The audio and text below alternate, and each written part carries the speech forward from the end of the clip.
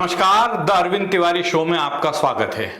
हम बात करेंगे मध्य प्रदेश की प्रमुख घटनाओं पर, प्रमुख खबरों पर। बात शुरू करें इसके पहले देखिए यह वीडियो।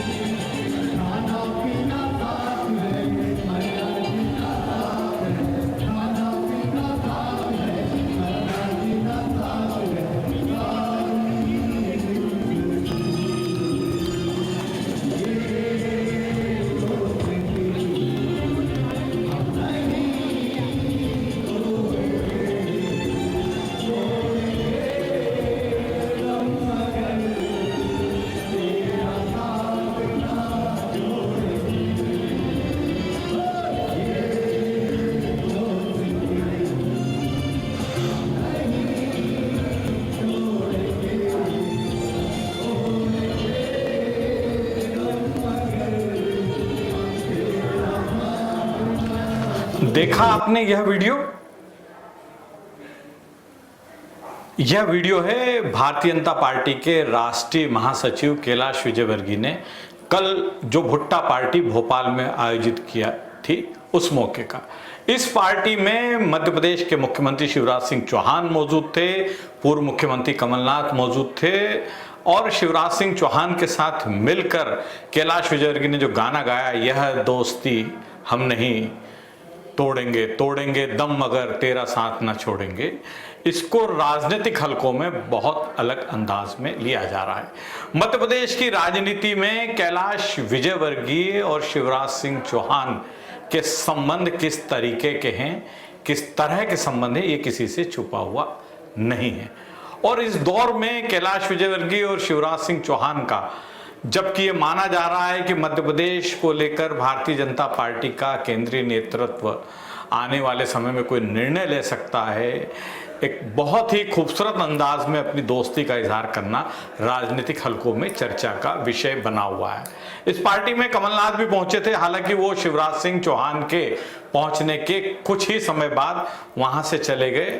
लेकिन कैलाश विजयवर्गीय की पार्टी में कमलनाथ की मौजूदगी को भी बड़े आश्चर्य के साथ लिया जा रहा है, क्योंकि कमलनाथ और कैलाश विजयवर्गीय के संबंध कभी बहुत अच्छे नहीं रहे और ये माना जाता है कि कैलाश विजयवर्गीय बहुत अलग मिजाज के नेता हैं। उनके साथ जिसकी निभती है उसी की निभ पाती है और जिसकी नहीं निभती है उसकी कभी नहीं निभ पाती है। लेकिन कल कमलनाथ मौजूद थे, शिवराज सिंह चौहान मौजूद थे, मध्य प्रदेश कैबिनेट के कई मंत्री मौजूद थे और विधानसभा में हुई इस भुट्टा पार्टी में गीत और संगीत की जो महफिल सजी, उसमें सारे लोगों ने बहुत आनंद का अनुभव किया।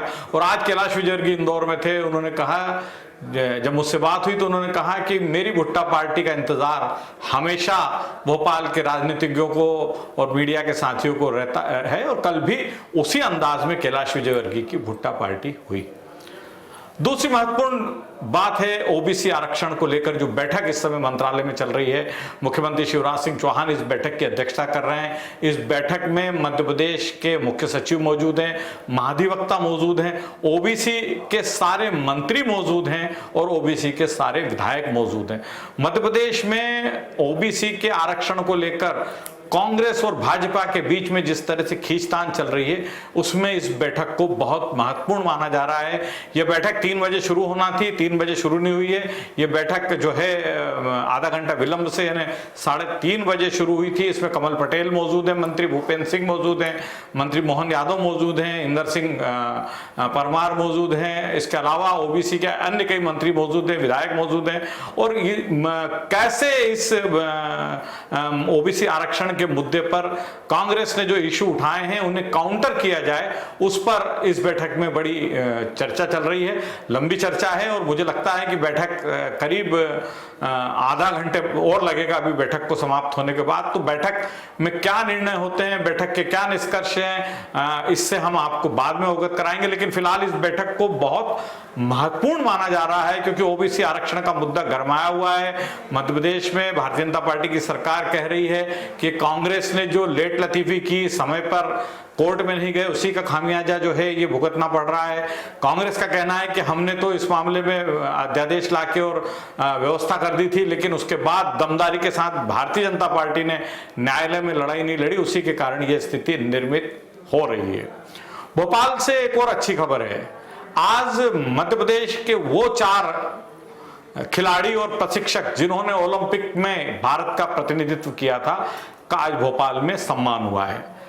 विवेक सागर का मुख्यमंत्री ने अपने निवास पर भी सम्मान किया और उन्हें साथ लेकर पौधारोपण के लिए भी पहुंचे।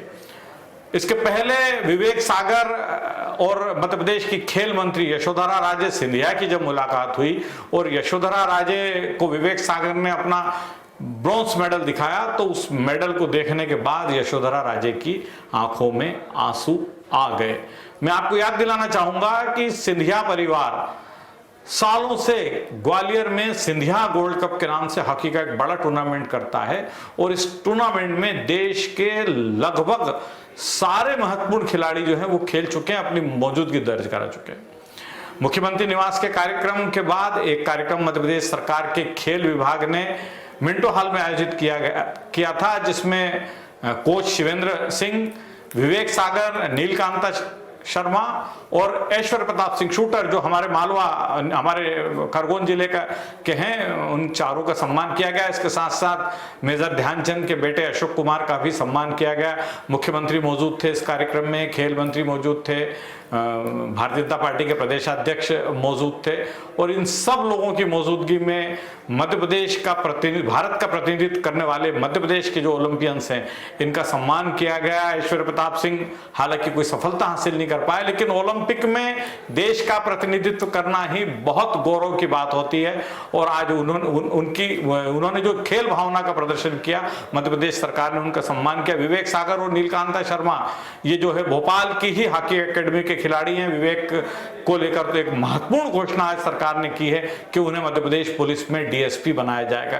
तो एक बड़ी घोषणा है मध्य प्रदेश सरकार की और मुझे लगता है सबके पीछे मध्य प्रदेश सरकार का मंतव्य है कि वो खेलों को ज्यादा से ज्यादा बढ़ावा देना चाहती है। इस बार जो रिकॉर्ड कायम हुआ है ओलंपिक के अब तक के इतिहास में भारत सबसे ज्यादा पदक जीत के लाया है। सफलता के इस क्रम को देश बरकरार रखना चाहता है और उसमें मध्य प्रदेश जैसे राज्य की बड़ी अहम भूमिका होना है। तो आज इन खिलाड़ियों का और इनके कोच का सम्मान हुआ है। विवेक सागर को डीएसपी का पद दिया है, एक बड़ी उपलब्धि उन्होंने मध्य प्रदेश के खाते में दर्ज कराई एक तरह से देखा जाए तो। और चूंकि दोनों विवेक और नीलकांता जो है वो भोपाल की हॉकी एकेडमी से जुड़े रहे हैं, इसलिए आज उनका सम्मान भोपाल में मुख्यमंत्री और खेल मंत्री की मौजूदगी में किया गया। इंदौर के लिए अच्छी खबर है, कल इंदौर देश का पहला वाटर प्लस शहर हो गया है और बहुत मेहनत के बाद इंदौर ने यह उपलब्धि हासिल की है। इंदौर की खान और सरस्वती नदी में जो वाटरफॉल्स थे उनको बंद करने के लिए बहुत मशक्कत नगर निगम के अमले को करना पड़ी और बड़ी मुश्किल से इन नदियों को साफ सुथरा बना पाए हैं।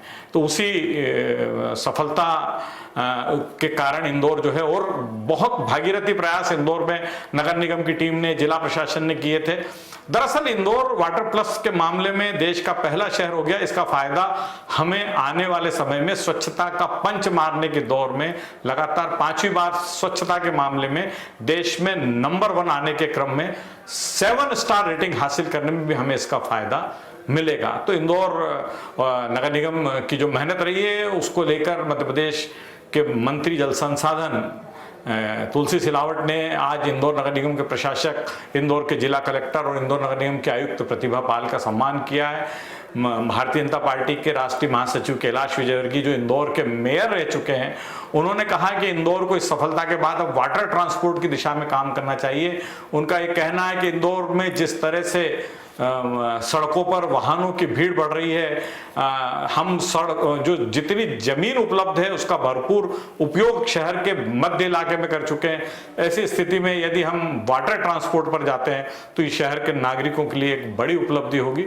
तो इंदौर का वाटर प्लस शहर होना हम सब के लिए भी बहुत गौरवान्वित करने वाला है। इसके लिए नगर निगम ने बहुत मेहनत की है, जिला प्रशासन का बहुत अच्छा समन्वय रहा है, स्वयंसेवी संगठनों ने भी दिल खोलकर इसमें नगर निगम की मदद की है। और मेरा ऐसा मानना है कि नगर निगम आयुक्त प्रतिभा पाल जिस शिद्दत के साथ लगी थी कि हमें इंदौर को वाटर प्लस शहर घोषित करवाना है, उसमें वो आखिरकार सफल हो गई। उनकी पूरी टीम की जो मेहनत थी उसकी सार्थकता अब सिद्ध हो रही है। एक महत्वपूर्ण मुद्दा और है इंदौर का। इंदौर में जब बाईपास विकसित किया गया था तो उसके आसपास 45 मीटर का एरिया कंट्रोल एरिया के रूप में चिन्हित किया गया था और यह तय हुआ था कि इस एरिया में कोई निर्माण नहीं होगा।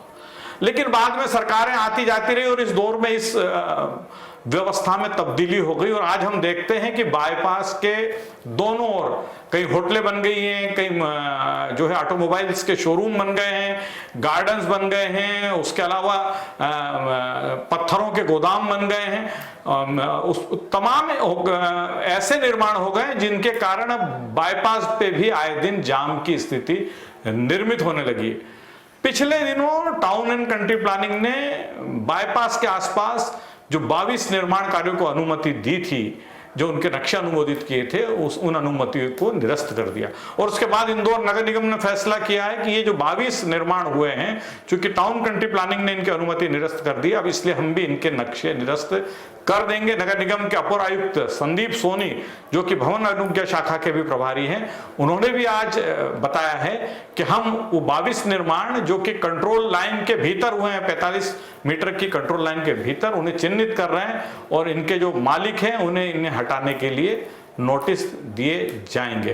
तो ये बड़ा डेवलपमेंट है इंदौर के हिसाब से, क्योंकि बाईपास जब बनाया गया था तब सुमित्रा महाजन कई बार, जो इंदौर की तब सांसद थी, बाद में केंद्रीय मंत्री रही, लोकसभा के स्पीकर भी रही, उन्होंने कई बार इस बात को बहुत पुरजोर तरीके से उठाया था कि कहीं बाईपास का हश्र भी रिंग रोड जैसा न हो जाए।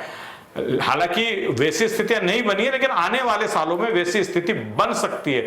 जिस गति से बाईपास के दोनों ओर निर्माण हो रहे हैं, बड़े बड़े मॉल्स बन रहे हैं, वर्कशॉप्स बन रहे हैं, ऑटोमोबाइल्स की एजेंसियों के शोरूम वहां कायम हो रहे हैं, होटल्स बन रही हैं, मैरिज गार्डन्स बन रहे हैं और अन्य तरह के जो निर्माण हो रहे हैं, उसमें वो दिन दूर नहीं है जब बाईपास भी जो है हमें जो है रिंग रोड जैसी शक्ल में नजर आए और बाईपास पर यातायात को सुगम रखना। अभी हम देखते हैं कई बार कि बाईपास के आसपास जो होटल्स हैं, जो सार्वजनिक स्थान हैं, वहां पर जिस तरह से जाम की स्थिति निर्मित होने लगी है, वो बहुत चिंता का विषय है। तो एक महत्वपूर्ण इंदौर के अगर इंदौर से जोड़कर देखा जाए तो ये एक महत्वपूर्ण पहल हुई है। नक्शे टाउन कंट्री प्लानिंग ने अनुमति निरस्त कर दी है और नगर निगम अब इन्हें जो भवन अनुज्ञा दी गई थी उसे भी निरस्त करने जा रहा है।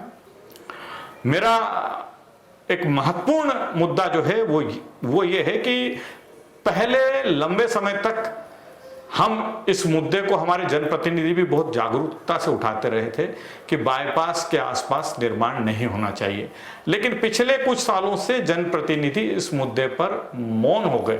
उन्होंने इस विषय पे बोलना बंद कर दिया और सरकार, नगर निगम, जिला प्रशासन, इनके बीच में जो भी घालमेल हुआ, उसी के चलते बाईपास के आसपास बेतरतीब निर्माण शुरू हो गए, जो आने वाले समय के लिए अच्छा संकेत नहीं है। नगर निगम ने जो पहल की है टाउन कंट्री प्लानिंग द्वारा अनुमति निरस्त करने के बाद, वो बहुत ही स्वागत योग्य पहल है और मुझे लगता है कि यदि प्रशासन और नगर निगम दोनों ने मिलकर सख्त रवैया अख्तियार किया तो हमें जल्दी ही बाईपास से ये जो कंट्रोल लाइन के भीतर निर्माण हो गए हैं, ये निर्माण हटते हुए नजर आएंगे। एक अच्छी खबर और है इंदौर से। कुछ दिनों पहले हमने सुना था कि टीसीएस और इन्फोसिस को जिन शर्तों पर इंदौर में जमीन दी गई है अपने सेंटर्स की स्थापना के लिए, उन शर्तों को वो फुलफिल नहीं कर पा रहे। उनमें खासकर वो शर्तें जो मध्य प्रदेश के युवाओं को रोजगार देने के संबंध में थी। अच्छी खबर यह है कि इन्फोसिस ने वैकेंसी जारी कर दी है। 22 अगस्त को वो एक कैंपस इंटरव्यू करने जा रहे हैं और आज रात तक इन्फोसिस ने जो वैकेंसी जारी की है, उनके लिए आज रात तक ऑनलाइन आवेदन किए जा सकते हैं। तो एक अच्छी खबर है। मध्य प्रदेश के एमएसएमई और आईटी मिनिस्टर ओम प्रकाश सखलेचा पिछले दिनों टीसीएस और इन्फोसिस के कर्ता धर्ताओं से इंदौर में मिले थे और पूछा था कि आपने जो कमिटमेंट किया है उसका पालन करने में आखिर दिक्कत कहां आ रही है। दोनों संस्थानों ने मंत्री की बात को गंभीरता से लिया और इसी का नतीजा है कि इन्फोसिस ने आईटी प्रोफेशनल्स के लिए वैकेंसी जारी कर दी है और 22 अगस्त को कैंपस इंटरव्यू होने जा रहे हैं। तो चलिए, इन्फोसिस ने शुरुआत की तो हो सकता है कि जल्दी ही टीसीएस भी इस दिशा में कदम बढ़ाए और उन्होंने मध्य प्रदेश सरकार से जो कमिटमेंट किया है वो पूरा होता नजर आया। हालांकि दोनों संस्थानों ने मध्य प्रदेश के एमएसएमई मिनिस्टर से ये कहा है कि हो सकता है कि हमने जो कमिटमेंट किया हम उससे कहीं ज्यादा संख्या में मध्य प्रदेश के युवाओं को रोजगार देने में सफल हो जाए। तो द अरविंद तिवारी शो में आज बस इतना ही। कल हम फिर मिलेंगे कुछ नई खबरों के साथ, कुछ नए मुद्दों के साथ। इंतजार कीजिए, डीजीएनआई न्यूज पर खबरों का सिलसिला जारी है, जारी रहेगा।